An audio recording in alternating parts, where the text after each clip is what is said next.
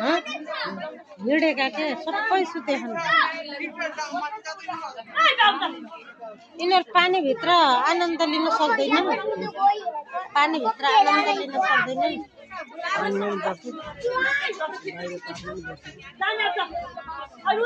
यिनी हुर्केपछि यिनलाई लर फेरि नारायणमा छोड्ने हो होइन बच्चै लर छोड्ने हो बच्चा लर नारायण छोड्ने यिनीहरू त बच्चा पाउँछन् यिनीहरू त फुल पार्छ नि त दुर्गा फुल फुलाल्छ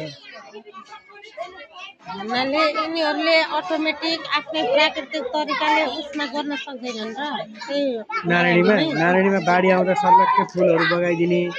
विषादी भयो पानीमा कहिले के बिग्रिने कहिले के बिग्रिने भयो उत्पादन कम भयो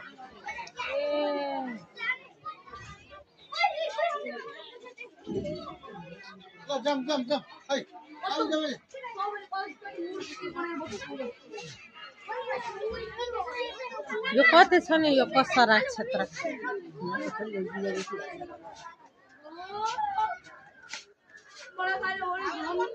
स्टार्टिङमा बच्चाहरू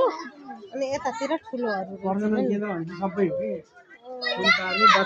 ठ्याक्क माछा दिएर खान खाएको हेर्न पाएन काटेर दिने होला मिलाएर दिने होला अनि यत्रो माछा कहाँबाट ल्याउने यत्रो किनेर ल्याउने हो यो सरकारको हो सरकारी अनि विदेशी दुईटै हो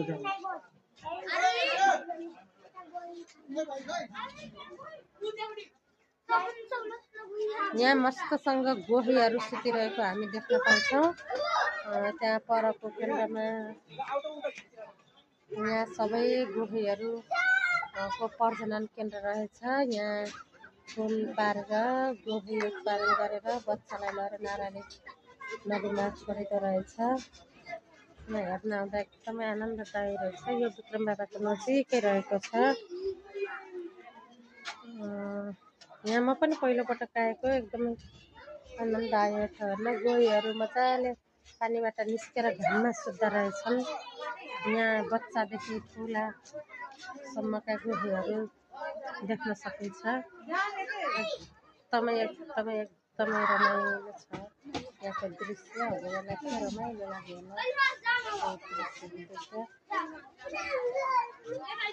होला म चाहिँ यहाँ माथि टपबाट हेर्न मिल्दो रहेछ त्यहाँबाट आएर सबै धन्यवाद